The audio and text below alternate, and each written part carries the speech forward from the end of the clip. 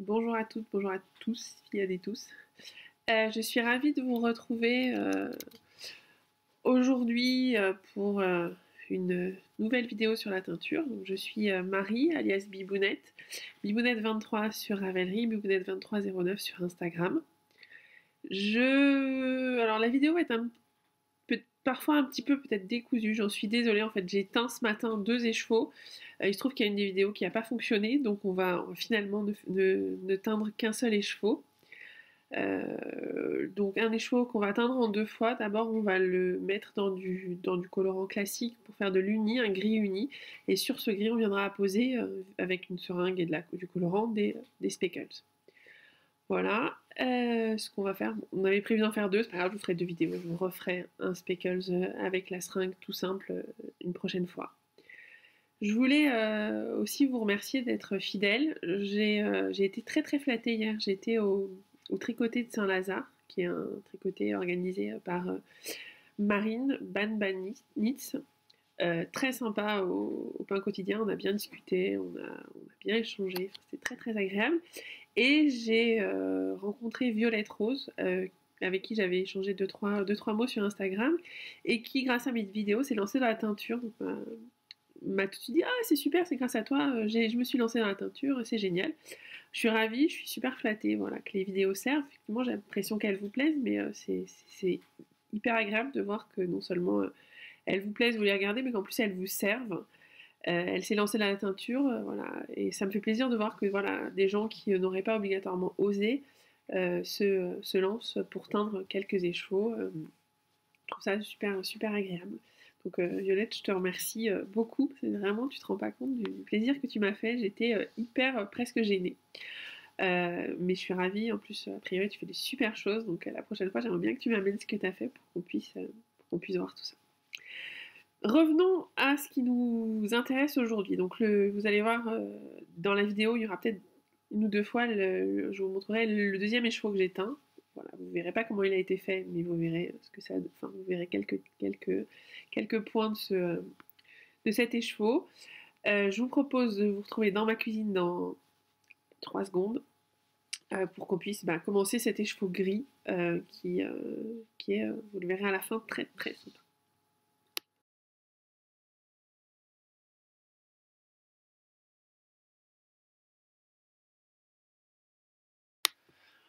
Voilà, mon écheveau a un petit peu trempé un moment, donc vous voyez qu'il est plus blanc, il est gris pâle. Je le sors, je vais l'essorer comme si j'essorais un écheveau qui sort du mélange vinaigre et eau. Voilà. Et je vais faire comme tout à l'heure, je vais le mettre sur le plateau. Je vais l'étaler sur le plateau. Le plateau un peu mouillé, je vais juste enlever l'eau. J'essaie de faire moins de bruit que le plateau, parce que je trouvais que c'était pas génial la dernière fois. Voilà. Donc mon écheveau, vous voyez bien qu'il est gris. Je l'étale sur mon plateau. Et alors là, je vais utiliser la même technique de la seringue, mais le but, ça va pas être d'en mettre partout. Ça va être de faire des traces. Voilà, pour que quand je vais teindre, j'ai des petits speckles qui arrivent de façon pas prévue. C'est-à-dire, voilà, je vais pas me prendre la tête. J'ai pris 2 couleurs. J'ai pris du gris foncé, presque noir. J'espère. Ouais. Un peu clair. Je vais rajouter un tout petit peu de noir. Hop là. Voilà, cuillère magique. Et du rouge. Là aussi, je vais tester sur les choux. Je vous le fais en direct aujourd'hui. C'est un peu du live. Je vais pas vous préparer beaucoup. J'ai pas pesé les teintures. Donc, et là, je vais faire, vous allez voir, je vais vous montrer les choux, des traits. Voilà. Donc, vous voyez le gros trait là. J'ai fait des traits aléatoirement. Donc là, j'ai fait un trait. Je me pose pas la question. Je me dis qu'il y en a à peu près partout. Je me pose pas plus la question que ça. Je prends le rouge. Je teste un petit bout. C'est un peu. Et je fais pareil. Alors là, je sais que c'est de la teinture Greener Shades, je la connais. Je sais qu'elle fait clair quand elle est sur les chevaux et que cuite, elle est beaucoup plus foncée. Donc vous voyez, il y a des traits partout. Je fais sur un côté et je fais sur l'autre. Je me pose pas la question. Là, le but, c'est pas d'en avoir partout, c'est d'avoir, voilà, aléatoirement, c'était le mot que je cherchais tout à l'heure, des couleurs, donc du noir, du gris plus foncé et du rouge qui arrivent sur mon écheveau. Je fais pareil, c'est facile, hein. Hop là, là c'est plus qu'enfantin, vous prenez la seringue hein, et un trait. Voilà, je vais faire pareil avec le rouge, je vais vous montrer ce que ça donne. J'ai juste raté.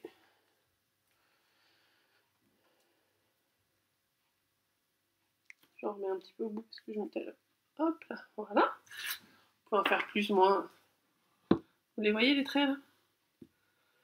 Alors il y a une teinturière teigneuse, je ne sais pas, qui a fait un écheveau il n'y a pas très longtemps en faisant le signe de la paix par exemple. Le peace and love. Voilà, ça fait un trait sur le... Et voilà, vous n'avez plus qu'à vous occuper de cuire votre écheveau. Donc pour cuire comme d'habitude, je vais le faire après, mais je vais pas vous montrer le cello frais. Donc vous prenez le film du film alimentaire, vous enroulez, vous empaquetez votre écheveau comme un serpent ou un boudin dans le film alimentaire. Une fois que vous l'avez mis dans le film alimentaire, vous le mettez dans le cuve-vapeur, vous faites cuire à peu près entre 20 et 25 minutes, une fois que c'est à ébullition. Ça, votre écheveau après est cuit. Donc ce que je fais, c'est que je m'occupe de ça.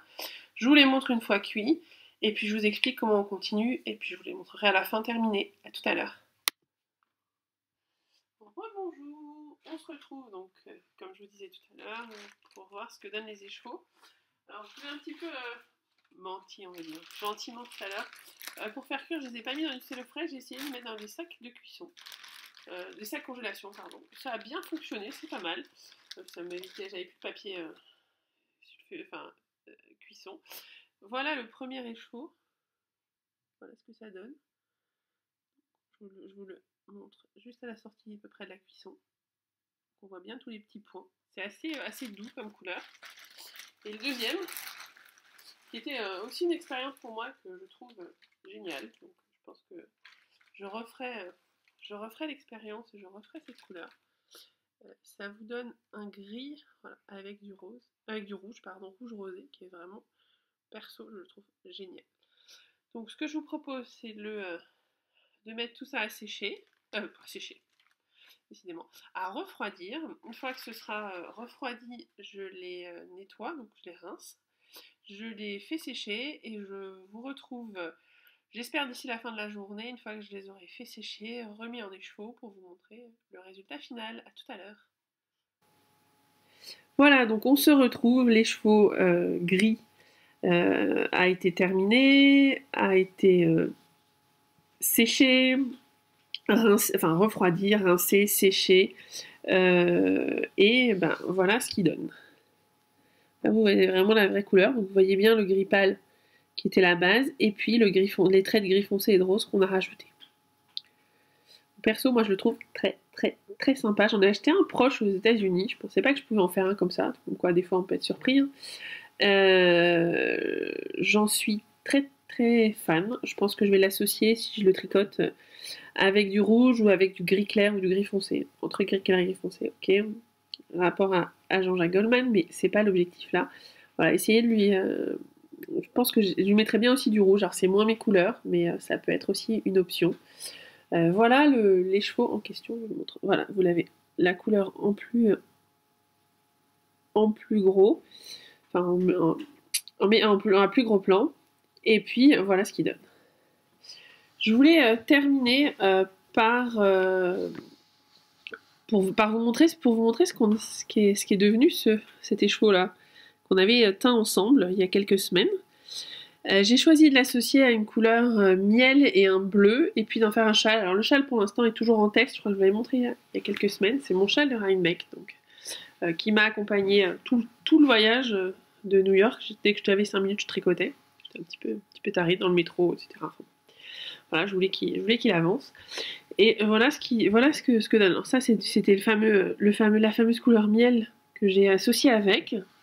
Et puis, je voulais vous montrer surtout ce que donne... on est sur du point mousse.